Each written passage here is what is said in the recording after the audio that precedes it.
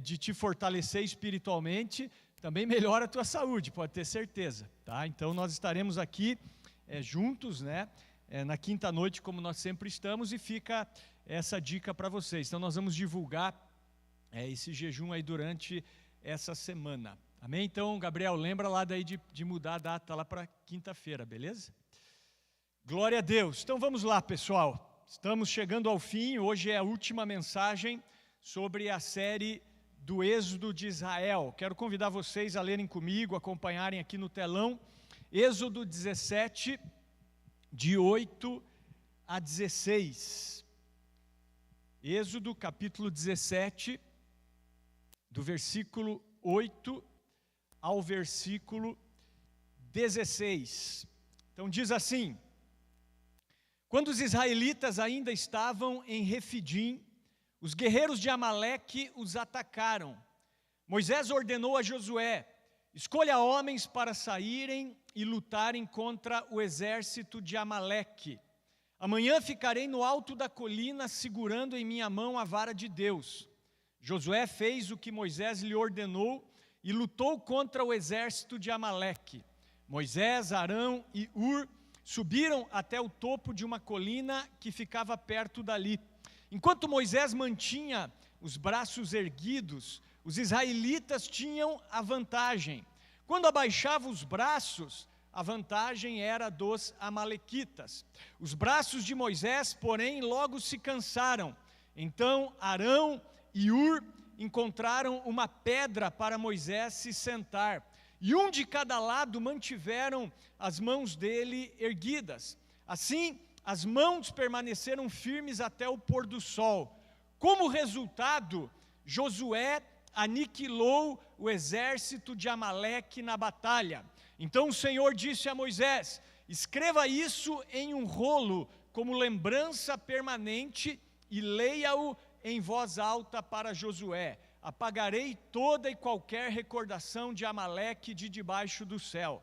Moisés construiu um altar ali e o chamou de Javé Nissi, e disse: uma mão foi erguida perante o trono do Senhor. De geração em geração, o Senhor guerreará contra os amalequitas. Amém, queridos? Bem, tema da mensagem dessa manhã: batalha espiritual. Amém? Então nós vamos falar, baseado nessa passagem, a respeito de batalha espiritual. E dentro dessa série, então, sobre o êxodo de Israel, nós vamos extrair algumas verdades sobre esse tema. E essa passagem mostra um pouco daquilo que acontece conosco quando nós nos convertemos. Quando nós nos convertemos ao Evangelho do Senhor Jesus Cristo, do momento da nossa conversão até o momento em que somos chamados para estarmos definitivamente na presença de Deus, na glória, no paraíso, nós passamos por uma batalha espiritual. No momento em que você se converteu, você automaticamente foi alistado num exército, e agora você tem um inimigo espiritual, e você está numa batalha espiritual. Então é isso que nós vemos nessa passagem. Israel sai do Egito, o Egito representa o mundo, então Israel é liberto por Deus de maneira sobrenatural, sob a liderança de Moisés. Eles passam pelo Mar Vermelho. O primeiro desafio do povo foi o Mar Vermelho, e aí eles entram no deserto, e eles começam a peregrinação deles no deserto, e Deus os conduz até uma região onde haviam águas, uma região conhecida como Mara, e essa região se chamava Mara porque as águas eram amargas, e o povo foi beber das águas e não conseguiu beber, as águas não eram próprias para o consumo. Então Moisés clama ao Senhor, o Senhor mostra uma árvore, Moisés joga essa árvore nas águas, e as águas são curadas, e o povo pode beber. E ali Deus então se revela como Jeová Rafá, eu sou o Senhor que cura. E o povo então segue o seu caminho, a sua peregrinação, e chega num momento onde eles murmuram contra Moisés, contra Arão, porque eles estavam com fome. E eles dizem mais ou menos assim: era melhor ser escravo no Egito do que morrer de fome nesse deserto. Pelo menos lá no Egito, nós estávamos diante das panelas de carne, nós tínhamos pão em abundância. E então Moisés clama ao Senhor, e Deus promete sustentar o povo. Deus envia um bando de codornas para que o povo pudesse comer carne. E ali também Deus estabelece uma aliança de que durante aquele tempo no deserto, todas as manhãs choveria pão do céu. Então, junto com o orvalho que descia no deserto, descia também o maná, que era o pão do céu, para que o povo pudesse se alimentar. Então o povo começa a ter uma revelação de que o Senhor também era um Senhor provedor. E o povo então continua a sua peregrinação, e chega num outro momento que o povo também tem sede. Novamente o povo reclama, porque eles queriam água, e Moisés então clama ao Senhor, e o Senhor mostra para Moisés uma rocha, e diz assim: suba na rocha com o teu cajado, e bata na rocha. Quando você bater na rocha, dali vai jorrar água para que o povo possa beber. E Moisés fez isso, feriu a rocha, e dali então jorra um rio de água para que o povo possa beber e se saciar. E quando você vai para o Novo Testamento, você vê que o apóstolo Paulo diz que aquela rocha seguia o povo, e aquela rocha era Cristo. Assim como Cristo foi ferido por nós para nos trazer vida, aquela rocha foi ferida para que o povo pudesse ter a sua sede saciada. É por isso que Jesus diz que aquele que crer em mim, rios de águas vivas fluirão do seu interior, porque Cristo é essa rocha, e quando nós cremos nele, rios de águas vivas passam a fluir do nosso interior. Mas o povo então continua a sua peregrinação. Era uma peregrinação onde eles estavam experimentando o sobrenatural de Deus, e agora chega a uma altura da história desse povo em que nós temos a primeira batalha entre Israel e uma outra nação. Nós vimos aqui que Israel foi atacado por Amaleque. Os israelitas foram atacados pelos amalequitas. E aqui eu quero abrir um parênteses, e eu quero falar um pouquinho sobre quem eram os amalequitas. Preste atenção. Amaleque, o pai dos amalequitas, ele foi neto de Esaú. Quem foi Esaú? Esaú foi filho de Isaque, irmão gêmeo de Jacó. E Jacó é Israel. Foi Jacó que teve o seu nome mudado para Israel. E Esaú e Jacó, ou seja, Esaú e Israel, eles eram gêmeos, e eles brigavam desde o ventre da mãe deles, não é verdade? Então eles são filhos de Isaque e Rebeca. Rebeca era uma mulher estéril, então Isaque ora pela sua mulher para que ela pudesse dar luz a filhos. Deus abençoa, Rebeca engravida de gêmeos, e de repente os gêmeos na barriga de Rebeca estão brigando, estão lutando, e Rebeca fica incomodada com aquilo. Ela consulta o Senhor, e o Senhor revela para ela o que estava acontecendo. O Senhor diz assim: 2 nações estão no teu ventre, e eles serão rivais, essas 2 nações serão rivais, e o maior vai servir o menor. Então nascem os meninos, o primeiro a sair é Esaú, e o segundo a sair é Jacó. E os dois brigam durante o desenvolvimento deles, brigam pelo direito de primogenitura do pai.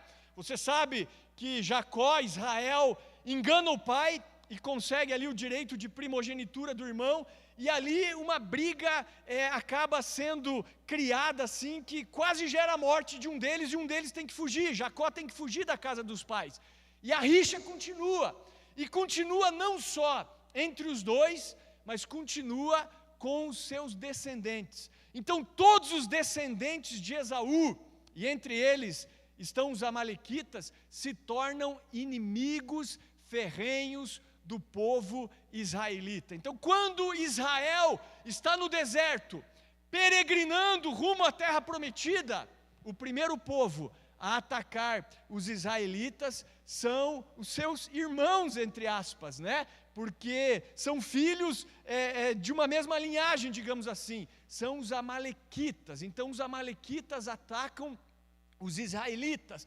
E aí Moisés manda Josué, que era o chefe ali, o comandante do exército, ir para a batalha, e ele sobe no alto de um monte, no cume de um outeiro.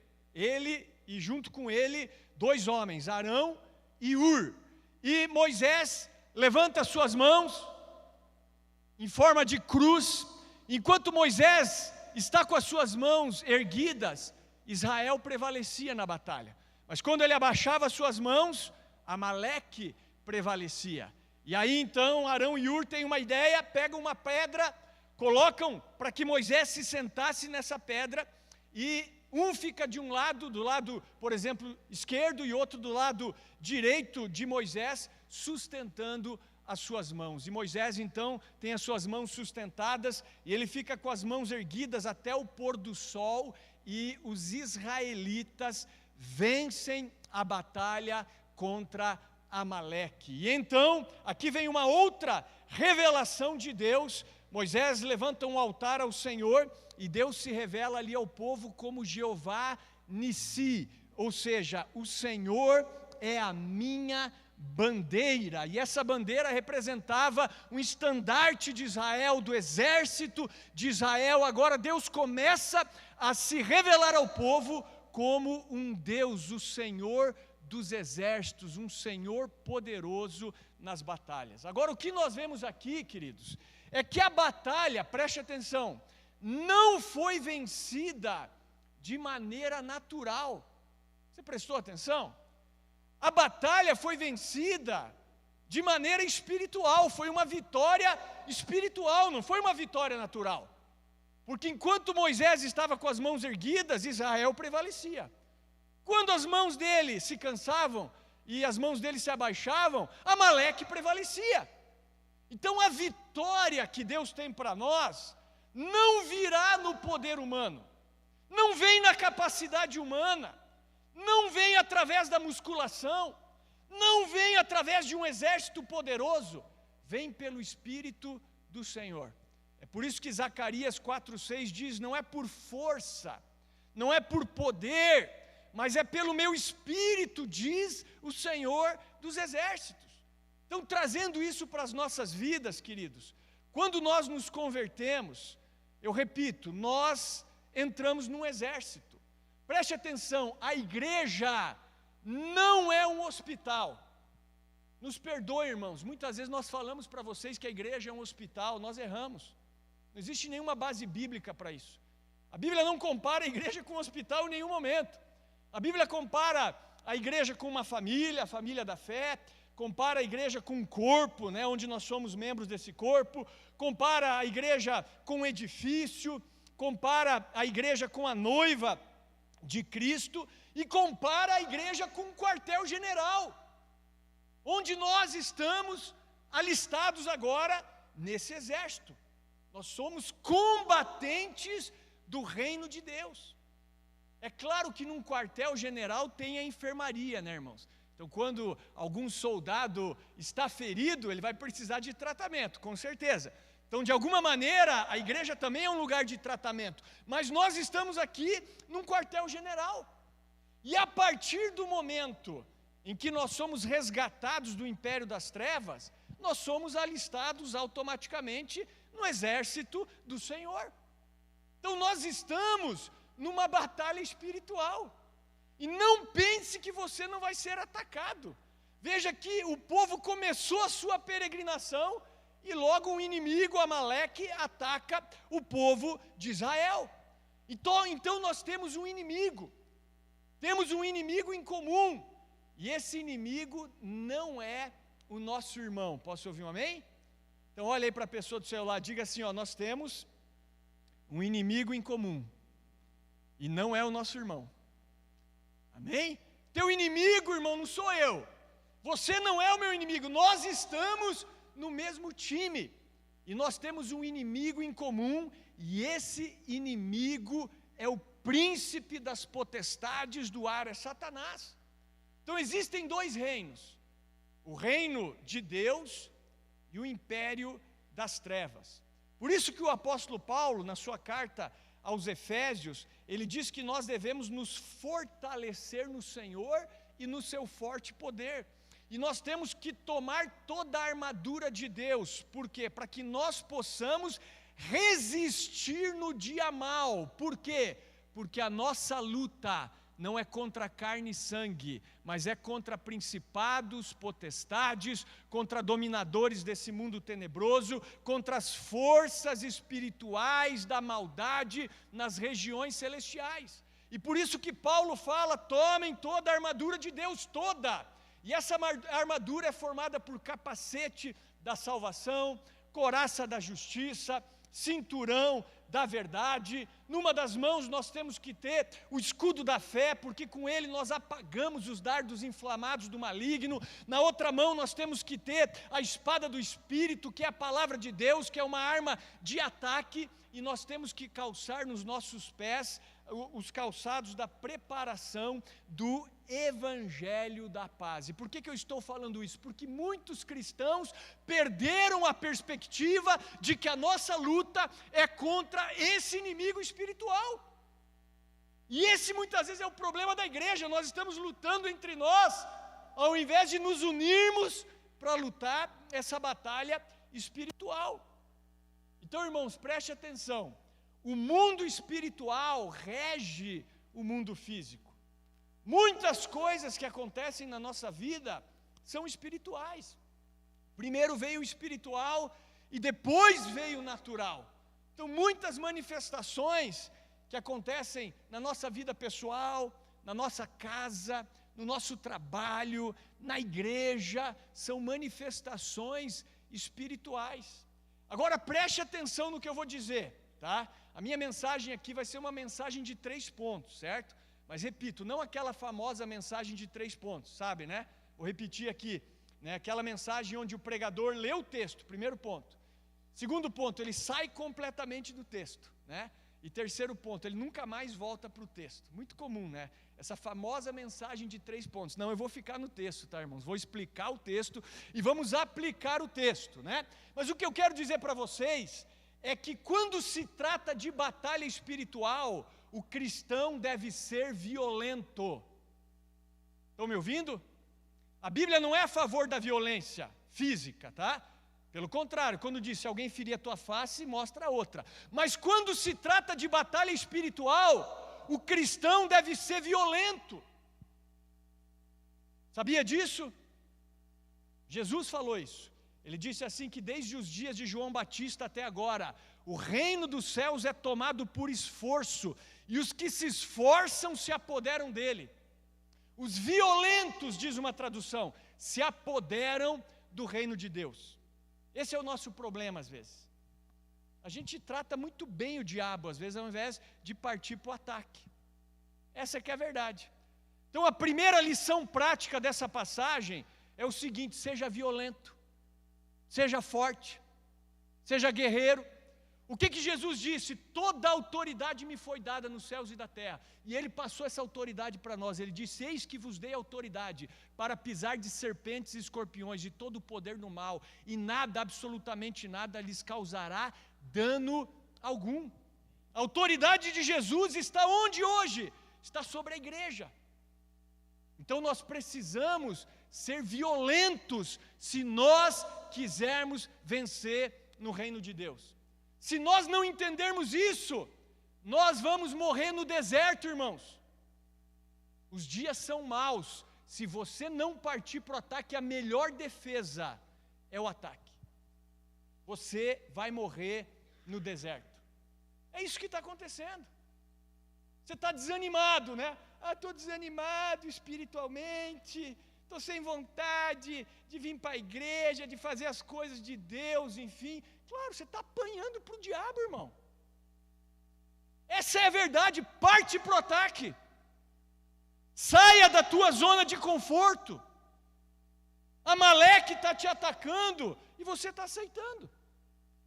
É como aquela ilustração, né? Calça rasgada. As duas mulheres de pastores estavam costurando as calças dos seus maridos, né?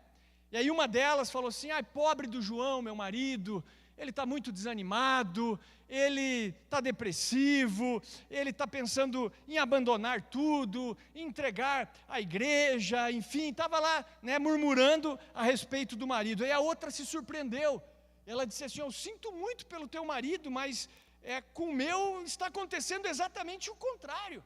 Ele está motivado, animado, esperançoso, diante das dificuldades, ele sempre tem uma palavra de Deus. E aí houve um silêncio naquela sala, onde as duas estavam costurando as calças dos seus maridos. A primeira, que tinha o marido desanimado, ela estava costurando o traseiro da calça do seu marido. Mas a outra, que tinha o marido animado, estava costurando os joelhos da calça dele. Ou seja, um ficava ali sentadão, na frente da TV, da internet, enquanto o outro, joelho no chão, busca de Deus, batalha espiritual, né? Quarto de guerra, como aquele filme, né, famoso aí cristão nos apresenta também. Então um estava animado, o outro estava desanimado. Se você alimentar a tua carne com 3 refeições quentes por dia e der para o teu espírito somente um sanduíche frio por semana, ou por mês, né? Alguns é por mês, não é nem por semana. Quem vai prevalecer, irmão? A tua carne ou o teu espírito? Por isso que coisas espirituais não fazem sentido para alguns crentes. É pesado as coisas espirituais para alguns crentes. Tem crente que não consegue ouvir meia hora de exposição bíblica. É pesado, irmão. É pesado, por quê? Porque não faz sentido. Alimentando a carne, é só carne. E por isso que a gente tem procurado criar aqui uma cultura de oração, de jejum, de exposição bíblica. E eu particularmente quero dar esse testemunho, né? Tenho semanalmente aí jejuado e procurado prolongar os meus jejuns, né? Eu tinha muita dificuldade de passar de 1 dia e meio de jejum, né? 1 dia e meio é um jejum aí de 36 horas, né? Eu ficava insuportável, irmãos, né? Minha esposa fala: come, porque vinha aquela irritação, porque chega nesse momento, começa a bater fome mesmo. E eu sempre ouvia falar, depois do 3º dia, ou a partir ali, quando você entra no 3º dia, você deixa de sentir fome. Eu falei, eu preciso romper essa barreira. Você vê na Bíblia que um jejum, por exemplo, de 3 dias já é poderoso, né? Esther ali, quando ela foi interceder pelos judeus, que havia aquele decreto de que os povos ali da Pérsia poderiam matar os judeus, ela orou e jejuou com as suas servas durante 3 dias, e o Senhor trouxe livramento. Você vê também quando Jonas pregou para Nínive, a cidade de Nínive jejuou por 3 dias, né? Tanto pessoas como animais, e o Senhor trouxe o livramento também para a cidade. Eu falei, não, tenho que passar essa barreira, e pela graça de Deus tenho conseguido ultrapassar essa barreira, já feito aí jejum de 72 horas, né, que são 3 dias, e se Deus quiser, vou avançar, né? Meu objetivo é um dia chegar nos 40 dias, Deus queira que isso aconteça, né? Chegar aí nos 40 dias de jejum, para que muitas coisas comecem a romper. E eu me lembro que semana passada começou o culto aqui, e quando o louvor começou, eu não consegui parar de chorar, cara. Eu comecei a chorar, senti uma ministração poderosa de Deus na minha vida. E eu pensei, será que todo mundo está sentindo o que eu estou sentindo? Né? E eu acredito que não, irmãos. Acredito que não. Porque o que traz essa sensibilidade é a tua busca, é a tua violência, é você perseverar, é você matar a tua carne para que o teu espírito prevaleça. Então nós estamos numa guerra espiritual. E se nós quisermos vencer, nós temos que nos fazer forte, nós temos que ser violentos. Falei para minha esposa, é na violência que a gente vai começar a vencer essas barreiras que estão agindo e muitas vezes prendendo não só a nossa vida, mas a igreja também. Então você precisa ser violento, faça jejum, clame ao Senhor, ore, entre no quarto dos teus filhos, expulse o diabo de lá. Entre no quarto dos seus pais. Se você está aqui e o seu pai não está, sua mãe não está, expulsa o diabo de lá. Pisa na cabeça da serpente, usa a autoridade que você tem em Cristo Jesus. Parta para o ataque. Isso é batalha espiritual. Essa é a nossa vida. Faça-se forte. Eu me lembro do testemunho de um pastor colombiano que esteve aqui no início dos anos 2000, e eu me lembro bem do testemunho dele. Ele contou o testemunho de que ele, na época, era pastor de jovens, não sei, não acompanho ele hoje em dia, então não sei como ele está. Na época ele era pastor de jovens, e o grupo de jovens dele cresceu a ponto de chegar a 1000 jovens, lá na Colômbia, em Bogotá. E ele começou a se orgulhar e dizer assim, ninguém tem um número de jovens maior do que o meu aqui na cidade. Eu sou o pastor que reúno o maior número de jovens, 1000 jovens, né? E diz que um dia ele saindo do culto, né, orgulhoso com tudo que estava acontecendo, ele passou no Coliseu, lá em Bogotá, que é tipo um grande ginásio, um estádio, né, lá de Bogotá. E ele começou a ver milhares e milhares de jovens. E aqueles jovens com camisetas pretas, de banda de rock, estava tendo lá um show de rock, né? E ele começou a criticar e falar, Senhor, como é que pode esses jovens todos reunidos aí para adorar a Satanás e tal, enfim. Aí diz que o Senhor perguntou para ele, quantos jovens você tem na tua igreja mesmo? E aí ele disse, para a tua glória, Senhor, 1000 jovens. E aí Deus falou assim para ele, e aí o diabo, olha aí o diabo, né? E aí ele se constrangeu e ele percebeu que ele estava lutando contra a pessoa errada, né?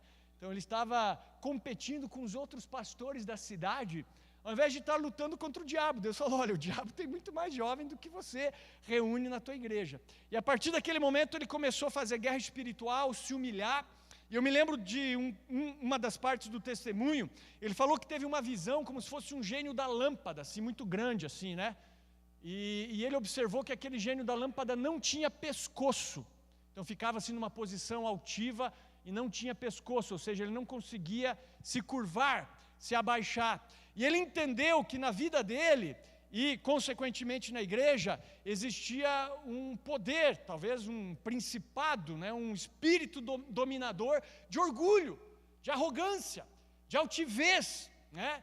E a partir daquele momento ele começou a se humilhar ainda mais e combater aqueles espíritos, enfim, fazer guerra espiritual, se fazer forte. E resumindo a história, hoje eu não sei, mas na época ele passou a reunir o grupo de jovens dele exatamente naquele local, no Coliseu, onde se reuniam os jovens ali para aquele show de rock. Ou seja, milhares e milhares de jovens passaram a entregar sua vida ao Senhor e a servir o Senhor Jesus, através do que? Da batalha espiritual. Então, voltando ao texto, vejam que a vitória aqui dos israelitas não veio de um exército poderoso, veio da intercessão de Moisés. Na verdade, os israelitas nesse momento eram um bando de ex-escravos, irmãos, sem experiência na batalha. Hoje Israel tem um exército poderoso, assim, muito bem treinado, mas na época era um bando de ex-escravos. Talvez eles nem tinham armas adequadas para a batalha, né? Eles eram ex-escravos. Eu não sei, a Bíblia não diz, mas talvez eles atacaram os amalequitas com um pedaço de pau. Talvez. Se eles tinham alguma arma, é porque eles despojaram os egípcios ali ao sair do Egito, a última praga. Pode ser que algum homem ou outro tenha pego uma arma ali de um egípcio, a gente não sabe. Mas a Bíblia não diz, talvez foi no muque, foi com um pedaço de pau, com pedra. Mas a vitória não vem na força de um exército poderoso, a vitória vem pelo Espírito do Senhor, veio através da intercessão de Moisés. Posso ouvir um amém, irmãos? Então veja que a vitória é espiritual. E baseado nisso, até eu quero falar um pouquinho aqui de Moisés, né? Moisés foi um líder aí tremendo, né? Lidar com esse povo aqui, com mais de 1 milhão aqui de pessoas, não deve ter sido fácil, né? Então Moisés, como líder do povo, quando a batalha começa, ele manda Josué para a batalha ali com os israelitas, e ele sobe ao cume ali do outeiro para interceder. E ele abre então seus braços ali em forma de cruz, e quando ele estava dessa maneira, então Israel prevalecia, e quando ele abaixava os braços, Amaleque prevalecia na batalha. Então, queridos, olha só, preste atenção, os braços de Moisés se cansaram. A Bíblia diz que ele tinha as mãos pesadas, e os braços dele se cansaram. Amém? Agora preste atenção. Só quem está ou esteve à frente de um grupo, de uma família, de um ministério, de uma igreja vai entender o que eu vou falar. Estar na linha de frente, irmão, é extremamente desafiador, tá? Então, por exemplo, você que é mulher, ore pelo teu marido. Ele deve estar na linha de frente. Então, você deve exercer essa missão de apoio a ele. Isso é ser submissa ao marido. É apoiar o marido na sua missão, né? Apoie os seus pais, você que é filho, na missão deles. Eles estão à frente, né? Então, apoie o seu pastor, o seu líder, porque estar à frente é extremamente desafiador. Primeiro, porque nós temos que governar bem a nossa casa, não é verdade? Então, um pastor, um líder, ele primeiro precisa ser um bom governante da sua casa, tendo os seus filhos sob disciplina, né? Então, porque se eu não consigo governar a minha casa, a minha esposa e os meus filhos, como é que eu vou governar a igreja de Deus, né? E nós prestaremos contas por isso. Agora, estar à frente, irmão, é extremamente desgastante. Quando as coisas dão certo, o crédito é de todos, não é verdade? Mas quando as coisas dão errado, irmãos, a culpa sempre recai sobre a liderança. É mais ou menos assim que funciona. Então é extremamente desgastante, cansativo, e vejam que as mãos de Moisés, elas cansaram. E se ele desfalecesse, se ele abaixasse as suas mãos, se ele não mantivesse as suas mãos erguidas, Israel seria derrotado. Mas graças a Deus, preste atenção, aqui já vai vir o segundo ponto. Moisés tinha Arão, que era o seu irmão mais velho, que se tornou um pouco adiante o primeiro sumo sacerdote ali de Israel, e ele tinha ali com ele também Ur, graças a Deus. E eles então armam uma estratégia, colocam uma pedra para Moisés sentar, e ficam um à sua direita, outro à sua esquerda, para que Moisés pudesse ter suas mãos erguidas, sustentadas, e para que Israel prevalecesse na batalha. Então, graças a Deus, Moisés não estava sozinho, não é verdade? Graças a Deus, Moisés tinha Arão e Ur ao seu lado naquele momento. Então, segundo ponto aqui da mensagem: dê suporte espiritual, psicológico, financeiro para a sua liderança, irmãos. Porque se um líder está bem, a igreja vai estar bem. Se um líder não está bem, a igreja não vai bem. Então Arão e Ur deram o suporte que Moisés precisava e todos foram beneficiados. Veja, não foi Moisés que se beneficiou disso aí. Quem que se beneficiou? Todos.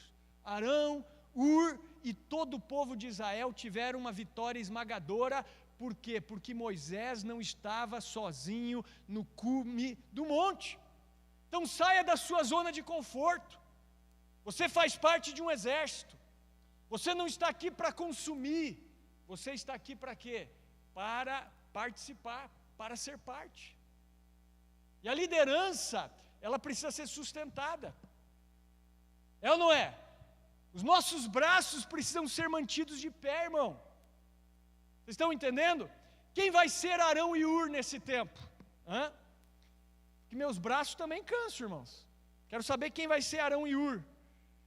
E aqui eu quero glorificar Deus, né? Quero honrar aí aqueles que têm sido Arão, aqueles que têm sido Ur, né? Então, por exemplo, quando a gente fala de oração, tem alguns irmãos aí que têm sido extremamente fiéis conosco, né? Todas as orações ali da manhã.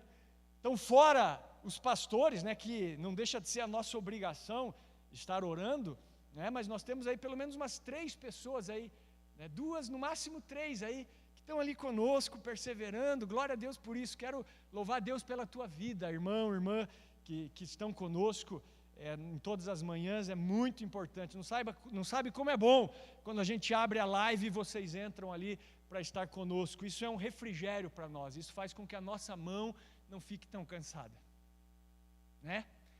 Louvo a Deus, né? Na quinta-feira só estava Moisés, Arão e Ur aqui. Estávamos em 3 na intercessão aqui, né? Glória a Deus por esses irmãos. Domingo, né, 9 horas, das 9 às 9h20, 20 minutos. Estamos orando ali no mezanino. Glória a Deus, sempre tem alguns irmãos ali fazendo essa missão de apoio. Como é bom quando você está ali sozinho, chega alguém, e você diz: pô, veio alguém aqui orar comigo, irmão. Isso traz descanso para os nossos braços, porque eu já estive sozinho nessa situação, né? Já falei aqui. E quando você está sozinho nessa situação, cara, se tem uma coisa que bate é o desânimo. E teve um momento sozinho ali que deu vontade de falar, não venho mais orar, ninguém quer orar, né? Mas graças a Deus, Deus não permite que isso aconteça, né? Até um dia eu vi um pastor falando isso, né? Eu marco reunião de oração, ninguém vai lá na minha igreja, então eu não marco mais. A gente falou, né? Um dia eu falei com o pastor Marcos, não, aqui não, irmão. Aqui não tem essa, se a gente precisar ficar sozinho, a gente vai, a gente não quer. Mas a gente não vai deixar de orar. Nós não vamos deixar de clamar e de suplicar a Deus. Nós não vamos voltar atrás, nós vamos avançar e nós vamos criar na igreja uma cultura de oração, de jejum e de exposição da palavra. Amém? Demora de 7 a 10 anos para você criar isso numa igreja, porque as pessoas não querem isso. As pessoas querem vir na igreja. Hoje a mentalidade é a mentalidade do consumo, né? A pessoa entende que a igreja é um evento que ela vem. Então ela vem, ela quer sentar numa cadeira almofadada, ela quer ter um ar-condicionado, ela quer ter um louvor agradável que massageie o seu coração e uma palavra boa também, que a pessoa sai daqui se sentindo bem. Agora, numa igreja bíblica, nem sempre isso é possível, porque às vezes a gente tem que exortar, falar a verdade, né? Por isso que a gente diz que as igrejas bíblicas crescem devagar, né? E eu sei que a gente perde pessoas por isso, né? Assim, existem igrejas que têm tudo isso que eu estou falando para vocês. Não que elas não sejam bíblicas, tá? Se elas forem bíblicas, melhor ainda, né? Mas é isso que as pessoas procuram, em geral, né? Agora o desafio, o entrar na guerra, o entender que eu estou numa batalha, que eu vou ser retalhado e que eu preciso me fazer forte. Não, eu quero conforto. Irmãos, nós estamos numa guerra, lutando contra inimigos reais. Amaleque vai nos atacar, os principados, as potestades, os dominadores desse mundo tenebroso vão nos atacar. Por isso que alguns se espantam, começam a vir na igreja, começam a buscar Deus, aí começam a ser atacados, daí eles voltam atrás. Comecei a buscar Deus, quanto mais eu oro, mais assombração me aparece, é assim mesmo, irmão. Só que você tem que prevalecer, entendeu? Por isso que a Bíblia diz, sujeitai-vos, pois, a Deus, resisti ao diabo, e aí ele fugirá de vós.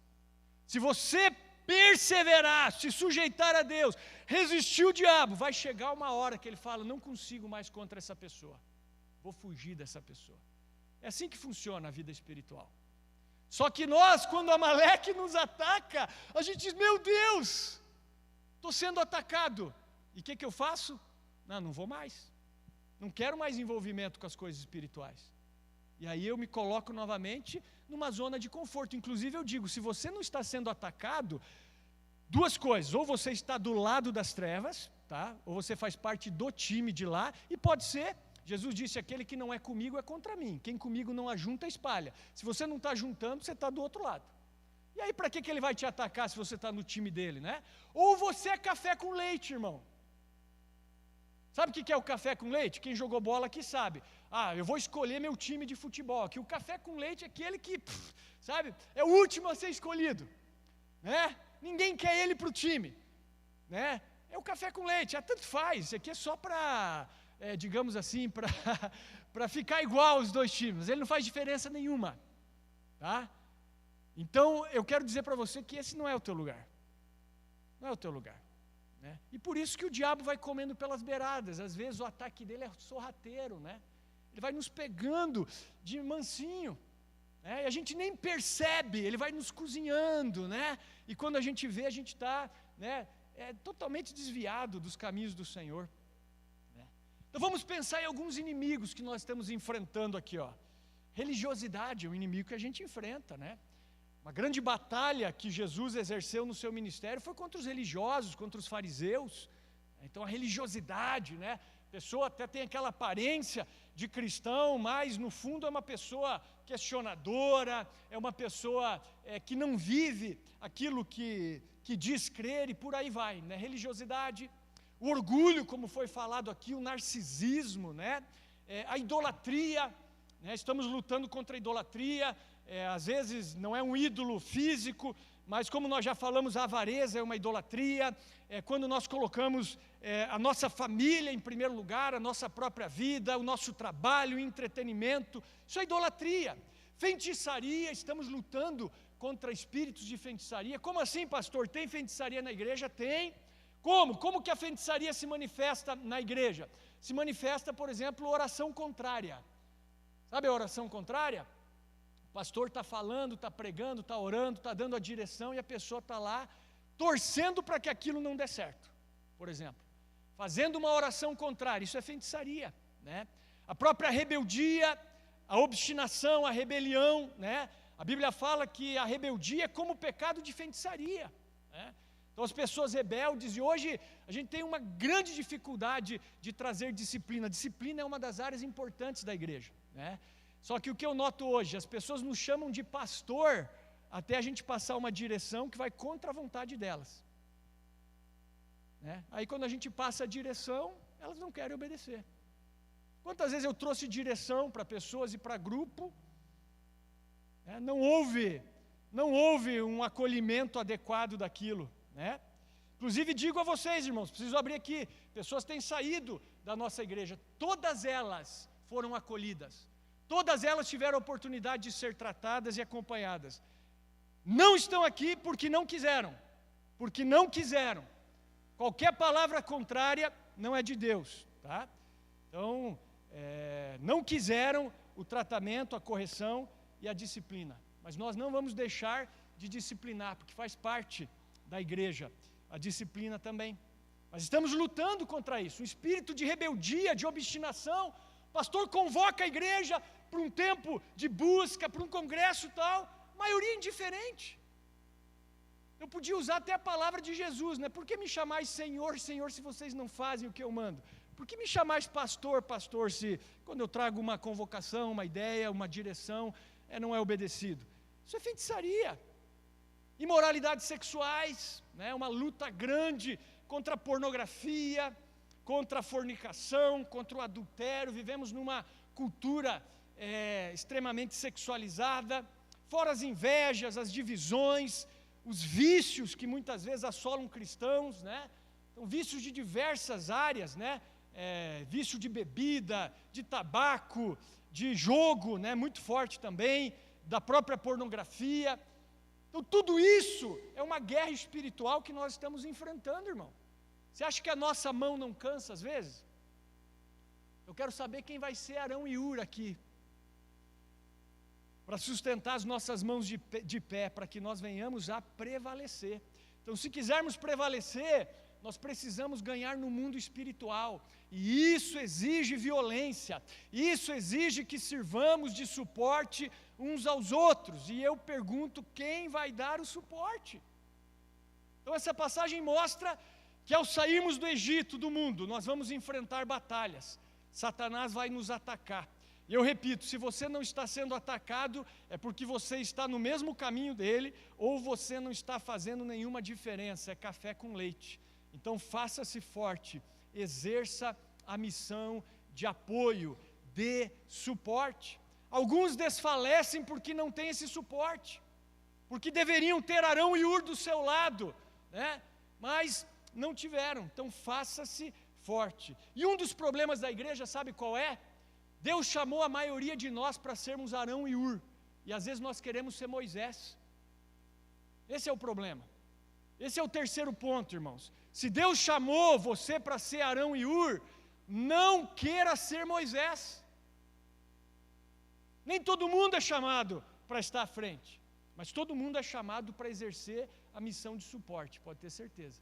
Quem queria estar no lugar desses caras que estão ali enfrentando essa guerra política aí, que é espiritual em primeiro lugar, né, na nossa nação? Tem uns caras aí que estão sofrendo demais. Eu não queria estar lá não, Deus não me chamou para isso, mas eu posso ser Arão e Ur para esses caras. Não é verdade? Então, se Deus te chamou para ser Arão e Ur, não queira ser Moisés. A maioria de nós somos chamados para exercer missão de apoio. E a gente fica lá querendo ser Moisés, né? Criticando quem está à frente. Ao invés de orar, de jejuar, de contribuir para que os braços de Moisés não desfaleçam. Não, quero ser Moisés, eu quero estar à frente. Aí prejudicam o exército de Deus, trazendo divisão, combatendo a liderança, reclamando, murmurando, fazendo oração contrária. Eu digo mais, os ministérios mais importantes da igreja são os invisíveis, aqueles que não são vistos. Oração e intercessão os principais. Moisés enfrentou isso também, sabia disso ou não? Moisés enfrentou muita luta com relação a isso. Inclusive Arão e Miriam, os irmãos de Moisés, se levantaram contra a liderança dele. Chegou um momento que eles disseram, será que Deus só fala com Moisés? Deus também não fala com a gente? Começaram a se achar. E aí começaram a criticar Moisés porque ele tinha casado com uma mulher cuxita. E aí Deus se manifestou, chamou os três e falou, com Moisés eu falo face a face. O que vocês estão se rebelando contra ele? E naquele momento Miriam, irmã de Moisés, ficou leprosa. E por 7 dias ela teve que ficar fora do acampamento, se purificando da sua lepra até ser curada. Foi uma disciplina de Deus para Arão e Miriam, os irmãos de Moisés, irmãos mais velhos de Moisés, Tipo assim, nós somos mais velhos, Moisés é nosso irmão caçula, E se rebelaram contra a liderança, quiseram ser Moisés. Então, irmãos, se Deus te chamou para exercer uma missão de apoio, não queira ser Moisés, senão o julgamento vem aí também sobre a sua vida. Então, o primeiro ponto da mensagem, faça-se forte, seja violento. O reino de Deus é conquistado pelo esforço, pela violência.